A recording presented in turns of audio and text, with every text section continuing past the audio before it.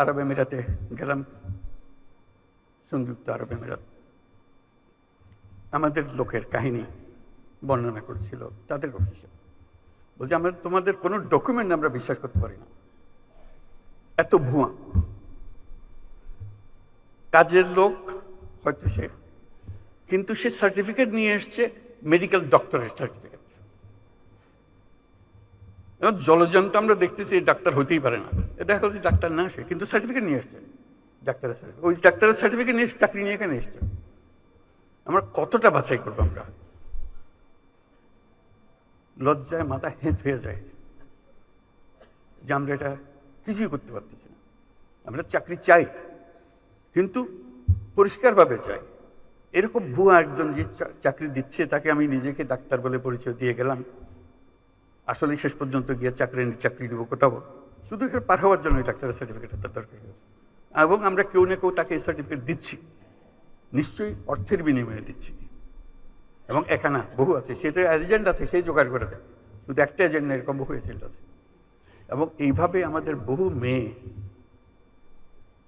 মধ্যপ্রাচ্যে হারিয়ে যাচ্ছে, নিয়ে গেছে, কিসের মধ্যে ফেলে দিয়ে আসছে কেউ জানে না।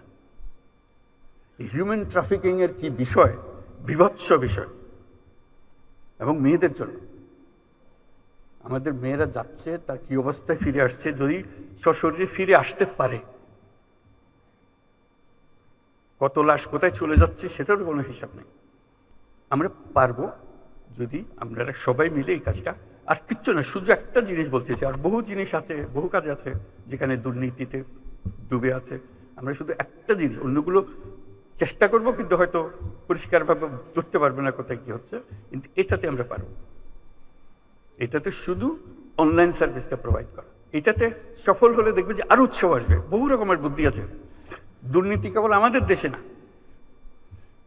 এবার জাতিসংঘের বৈঠকে যখন আলাপ করছি, তখন এক বৈঠকে ইউরোপিয়ান ইউনিয়নের যিনি প্রেসিডেন্ট উর্সুলা, তার সঙ্গে আলাপ করতেছিলাম।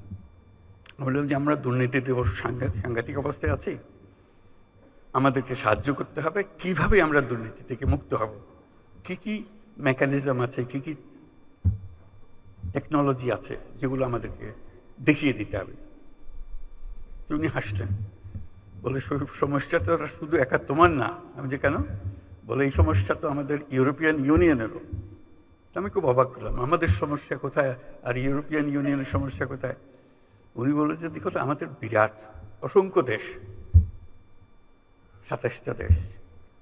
এই 27টা দেশ যখন আমরা তাদেরকে প্রথম ইউরোপিয়ান ইউনিয়ন শুরু করে একজন একজন করে নিতে হচ্ছে, ঢুকাতে হচ্ছে, এবং আমাদের প্রথম প্রতিজ্ঞা হলো ধুয়ে মুছে পরিষ্কার না হওয়া পর্যন্ত ওইটাকে আমরা ইউরোপিয়ান ইউনিয়নে ঢুকাবো না। এখন যেদিকে যাই সব ভর্তি, দুর্নীতিতে ভর্তি, কাজে আমার ধোয়া মোছার কাজ করতে হয়েছে। এবার জঘন্য রকমের দুর্নীতিতে ভর্তি, তাকেও আমরা সাফ সুতরা করে ইউরোপিয়ান ইউনিয়নে নিয়ে এসেছি। এখন আমরা সবাই দুর্নীতিমুক্ত। ইউরোপিয়ানের সদস্য হওয়া মানে হলো দুর্নীতিমুক্ত, এটা আমরা নিশ্চিত।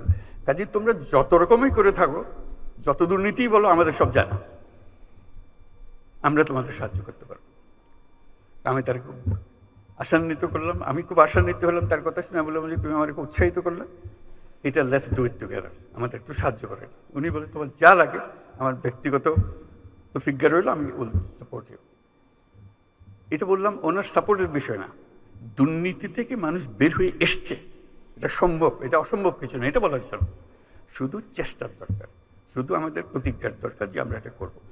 এটা ছাড়া আমরা যত মিষ্টি কথাই বলি, সব অসার। দুর্নীতি থেকে আমাদের বের হতে হবে, এবং শিগগিরই হতে হবে। অপেক্ষা করলে হবে না। অপেক্ষা করলে এই আমাদের সমুদ্রও কোনো কাজে লাগবে না, আমাদের পর্বতও কোনো কাজে লাগবে না। আমাদের তরুণদেরকে আমরা জাহান্নামে ফেলে দিলাম, তারা কোন জাহান্নামে চলে আসলো, এটা কারো মুক্তি পাবে না। এই দুর্নীতি যে কত রকম, আমি শুধু দিয়ে একটা বিষয় সম্প্রতি অভিজ্ঞতা অর্জন করেছি বলে বলছি। আরব আমিরাতে গেলাম, সংযুক্ত আরব আমিরাত। আমাদের লোকের কাহিনী বর্ণনা করছিল তাদের অফিসে, বলছে আমরা তোমাদের কোনো ডকুমেন্ট আমরা বিশ্বাস করতে পারি না, এত ভুয়া। কাজের লোক হয়তো সে, কিন্তু সে সার্টিফিকেট নিয়ে এসছে মেডিকেল ডক্টরের সার্টিফিকেট।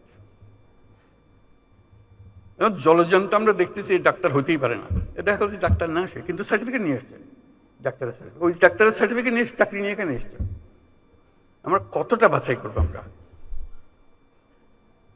লজ্জায় মাথা হেঁট হয়ে যায়।